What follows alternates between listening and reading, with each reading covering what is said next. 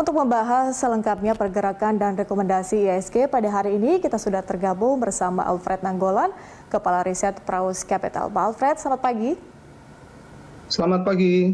Ya, kalau kita lihat pergerakan indeks kita dibuka di level 6.000 ya, Pak ya. Bagaimana Anda melihat peluangnya bertahan di level 6.000 hari ini? Dengan kalau kita lihat ada spekulasi PPKM, investor masih meraba-raba, kira-kira sampai kapan PPKM ini akan dilakukan? Ya, yang jelas kalau melihat kondisi hari ini, penguatan di pembukaan pagi ini, kita memang melihat bahwa penguatannya relatif cukup terbatas ya. Penguatan kita memang terbantu dari technical rebound, yang kedua kondisi bursa regional yang cenderung mix, yang ketiga adalah rupiah yang terus berlanjut menguat. Tapi kita lihat juga penguatan di beberapa bursa regional dan juga rupiah kita juga relatif cukup terbatas. Artinya potensi untuk bursa kembali ke teritori negatif hari ini juga cukup besar. Karena memang tadi bahwa sentimen domestik kita relatif cukup kuat sekali ya, khususnya bicara masalah angka pandemi COVID yang terus meningkat menembus level tertingginya, dan ini yang memang menjadi perhatian atau concern pasar, khususnya dari domestik. Yang berikutnya adalah sentimen dari aksi jual asing, dan ini juga akan sangat mempengaruhi pergerakan hari ini, karena kalau kita lihat dalam beberapa hari ini asing relatif cukup konsisten untuk terus melakukan aksi jual karena faktor tadi angka COVID yang relatif cukup berat, dan tentu secara keseluruhan akan memberatkan tadi target-target pertumbuhan ekonomi pemerintah di kuartal ketiga, khususnya nanti untuk full year 2021. Jadi kalau melihat penguatan hari ini relatif cukup terbatas, sehingga ada potensi untuk masuk ke teritori negatif. Tapi overall kalau kita lihat concernnya cuma satu tadi, bicara masalah sentimen domestik, khususnya tadi bicara masalah pandemi COVID. Oke, masih soal itu Pak Alfred. PPKM awal kan sebenarnya juga sudah dilakukan ya pada tahun lalu di awal-awal pandemi di Indonesia. Jika dibandingkan PPKM awal, dampak PPKM kali ini kalau kita lihat tidak terlalu melemahnya ya, pelemahannya itu tidak terlalu besar kalau kita bandingkan dengan tahun lalu. Bagaimana kemudian Anda melihat daya tahan indeks kita dan juga bagaimana sikap investor?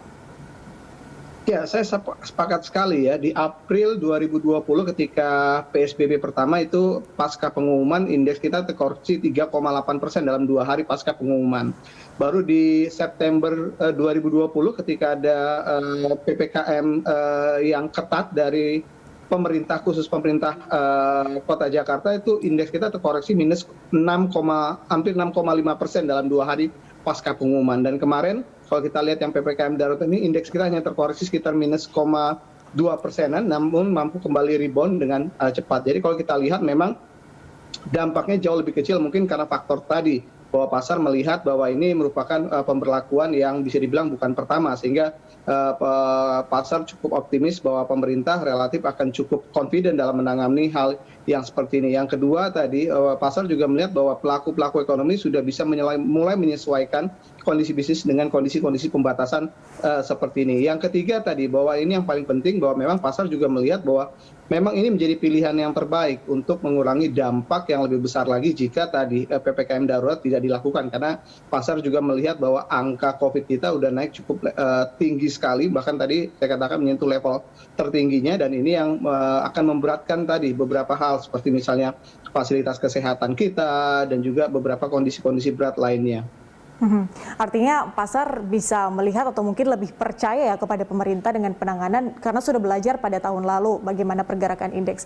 Kemudian kalau kita lihat perkembangan terkini pandemi, Pak Alfred, bagaimana kemudian Anda memproyeksikan pertumbuhan ekonomi hingga akhir tahun jika tidak mencapai 7%? Ya, kalau kita lihat juga pasar juga sudah mulai melihat kondisi tersebut ya, karena tadi dengan pemberlakuan 2 minggu mungkin dampaknya nggak begitu cukup besar kalau memang berlaku dalam 2 minggu. Tapi jika nanti lewat dari 2 minggu, tentunya akan berimbas terhadap tadi pencapaian pemerintah untuk pertumbuhan ekonomi full year 2021. Bahkan pemerintah juga melihat bahwa ketika hanya berlaku 2 minggu aja, angka 6-7% pertumbuhan full year relatif cukup berat. Sehingga memang kita dari awal kita memprediksi kemungkinan bisa bertahan di atas 4% aja untuk full year 2021 relatif cukup baik ya dalam kondisi seperti ini. Tinggal nanti bagaimana tadi proses pandemi ini bisa selesai sehingga nanti memasuki kuartal ketiga, nanti begitu di akhir kuartal ketiga dan memasuki kuartal keempat, ekonomi kita bisa kembali punya speed recovery yang juga cukup cepat. Karena kita mengantisipasi bahwa ekonomi-ekonomi besar seperti Eropa, Amerika sudah tumbuh cukup cepat, jadi kita harus mengimbanginya. Jadi kalau terkait dengan indeks sendiri, kita masih optimis bahwa indeks juga akan mengalami recovery yang cepat begitu melihat bahwa proses pandemi tertangani dengan baik. Jadi kalau untuk IHSG sendiri sampai sejauh ini kita masih melihat bahwa memang pasar masih menunggu. Makanya kita lihat range pergerakannya juga ada di level 5.900 sampai 6.100. Sulit untuk ke angka 62 atau 6.300 karena faktor tadi. Pasar sangat menunggu bagaimana hasil dari PPKM darurat ini terhadap tadi penanggulangan pandemi COVID kita. Kemudian dengan adanya penutupan mal seperti kita lihat ya pada saat ini saat PPKM, bagaimana Anda melihat pengaruhnya terlebih khusus juga pada saham seperti PLIN, kemudian PWON hingga retail seperti MAPI? Ya, kalau kita lihat retail sudah pasti terdampak secara langsung dengan adanya PPKM darurat ini, dengan adanya pembatasan bahkan adanya penutupan hanya layanan-layanan sifatnya transaksi online atau ya yang bisa dilayani tentu tadi akan memberikan dampak langsung penurunan terhadap pendapatan mereka. Jadi dampaknya bisa secara langsung. Dan tentu tadi ini juga akan bisa dikatakan bahwa ekspektasi awal ketika memang di awal tahun bahwa kita bisa sukses menangani pandemi dan mulai dibukanya kembali aktivitas bisnis dengan kondisi seperti ini, maka sudah pasti ekspektasi itu akan turun dan perform di emiten-emiten retail seperti yang tadi disebutkan juga pasti juga akan terganggu dan sudah pasti juga pasar juga akan mengantisipasi ini dengan tadi penurunan untuk target price untuk masing-masing emiten yang berdampak secara langsung terhadap PPKM darurat. Juga Pak Alfred, dialog pasar saham akan kita lanjutkan usai jeda. Tetaplah bersama kami di Edix Opening.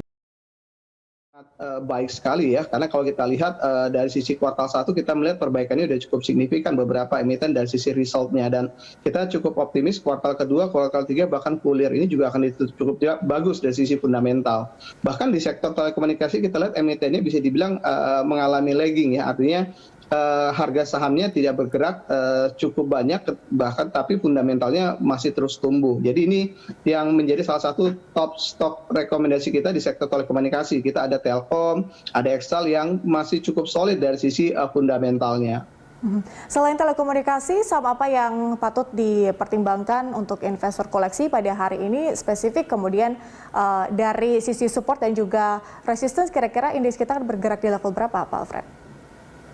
Ya, kalau untuk selain sektor telekomunikasi ada sektor komoditi yang kita juga meyakini fundamental emitennya akan cukup bagus kalau melihat harga komoditi sekarang. Jadi dalam kondisi yang sekarang pertumbuhan ekonomi yang relatif cukup terbatas tentu pilihan untuk mencari emiten-emiten yang masih punya pertumbuhan tinggi terkhusus bottom line-nya akan sangat sulit. Dan tadi saham-saham sektor farmasi, sektor komoditi relatif masih cukup solid atau bisa dibilang masih bisa kita mengharapkan pertumbuhan yang cukup tinggi. Jadi ini menjadi modal yang bagus sebenarnya untuk harga sahamnya. Nah, kalau terkait dengan untuk pergerakan IHSG kita melihat tadi bahwa range pergerakan IHSG kita dalam sepekan ini ada di level 5.880 sampai di level 6.100. Relatif memang pergerakannya akan masuk pada level konsolidasi. Dari sisi isu PPKM darurat sepertinya pasar sudah price in ya, tinggal menunggu tadi seberapa cepat ini bisa berakhir. Artinya kalau bisa semakin cepat ini akan mendorong indeks kita akan pulih lagi untuk masuk ke zona 6.200-an atau bahkan 6.300-an. Jadi tergantung. Tapi ketika nanti ini diperpanjang, kemungkinan IHSG masih akan berpeluang untuk masuk level support berikutnya di 5.700. Oke, kita lihat nanti seperti apa. Apakah PPKM ini akan dilanjutkan atau mungkin akan berakhir pada PPKM darurat awal ini. Terima kasih Pak Alfred atas informasi Anda dan juga analisis dari Anda. Pemirsa demikian Alfred Nainggolan, Kepala Riset Praus.